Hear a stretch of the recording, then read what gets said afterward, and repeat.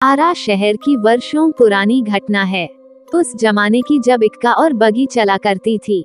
करीम मियाँ कभी कभी देर रात तक इक्का चलाया करते थे। बड़ी चौक के पास टमटम पड़ाव था। एक रात की बात है। करीम मियाँ सवारी का इंतजार कर रहे थे। उन्होंने सोचा कि 10-15 मिनट देख लेते हैं, सवारी मिली तो ठीक, वरना घर वापस लौट जाएंगे। कुछ देर बाद वे घर जाने के लिए इक्का मोड़ रहे थे कि आवाज आई, ये इक्का वाले चलोगे। करीम मियाँ ने देखा दो बुजुर्ग मौलाना सफेद कुर्ता पैजामा पहले खड़े थे। उनके गले में सोने की चेन थी, एक के हाथ में छड़ी थी। उन्होंने फिर पूछा, चलोगे? क्यों नहीं सरकार, जरूर चलेंगे। कहाँ चलना है? हमें नवादा कब्रिस्तान वाले मस्जिद में जाना है और फिर यहीं वापस लौटना है।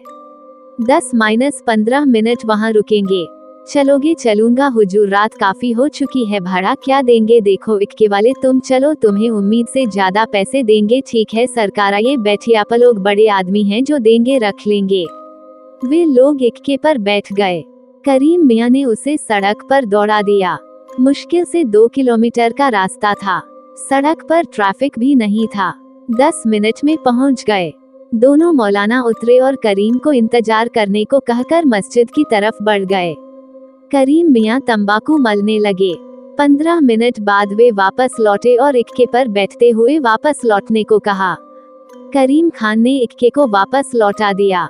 रात के सन्नाटे में दौड़ता हुआ इक्का कुछ ही देर में बड़ी चौक पहुंच गया। मौलान नीचे उतरे। उनमें से एक ने पूछा, तुम्हारा नाम क्या है? करीम ने अपना नाम बताया। उन्होंने 100 का एक नोट देते हुए कहा, तुम हमें रोज इसी वक्त यहाँ से नवादा ले जाना और ले आना। ठीक है सरकार, हम रोज आपका इंतजार करेंगे, लेकिन आपने इतना बड़ा नोट दिया है, मेरे पास इसका खुदरा नहीं है। खुदरा की जरूरत नहीं, ये पूरा तुम्हारा है और रोज तुम्हें इतने ही पैसे मिलेंगे। लेकिन सरकार, ये तो बहुत ज्यादा है, इतना तो हम महीनों में भी नहीं कमाते हैं। लेकिन सरकार, ये तो बहुत ज्यादा है, इतना तो हम महीनों में भी नहीं कमाते हैं।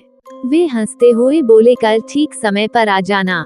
उस जमाने में 100 रुपये बहुत ज्यादा होते थे। अच्छे अच्छे अधिकारियों का भी वेतन इतना नहीं होता था। करीम मियाँ सोचते हुए घर की तरफ बढ़ गए।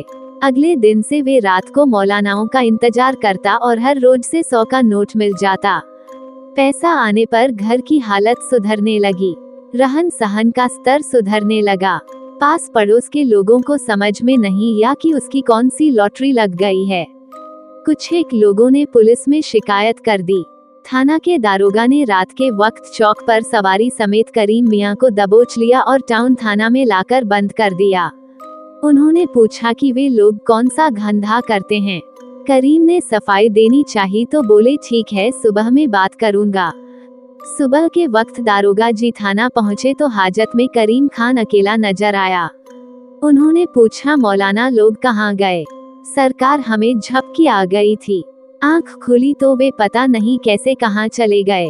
चाबी तो मेरे पास थी, ताला भी बंद है, फिर वे कैसे निकल गए? दारोगा ने बड़बड़ाते हुए कहा। सही सही बताओ, तुम्हारे पास इतना धन कहाँ से आया? सरकार, ये मौलाना लोग रोज मेरे इक्के पर नवादा जाते और वापस आते थे और 100 रुपया रोज देते थे।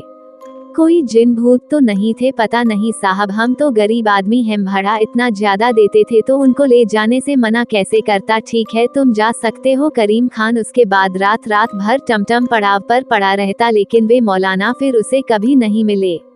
दारोगा जी के साथ भी अजीबोगरीब घटनाएं होने लगी। कई बार अदृश्य हाथों ने थप्पड़ मारकर मुंह लाल कर दिया। उन्होंने कान पकड़ा कि अब कभी बिना जांचे परखे ऐसी कार्रवाई नहीं करेंगे और अपना तबादला करा लिया। आरा के लोग आज भी इस कहानी को याद करते हैं। यदि ये कहानी आपको पसंद आई हो तो अपने दोस्तों और अन्य लोगों के साथ शेयर जरूर करिएगा।